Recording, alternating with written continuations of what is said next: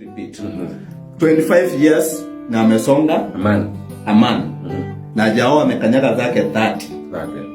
Nimepeana range ya between 5 years Okay. 25 to 30.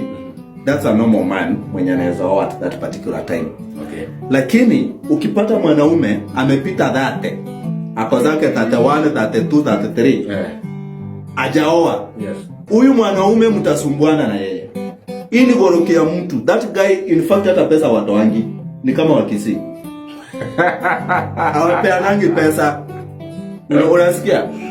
Stingy. Ni watu stingy. Yes. Na ukipata msichana amepita 25. Yes. Mi in fact nawekanga threshold ya 27.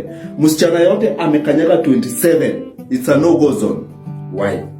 Kama hayuko divorced, hakufukuzwa na bwana. Kama huyu msichana hakuolewa akapigwa character development, ati nifacho 27.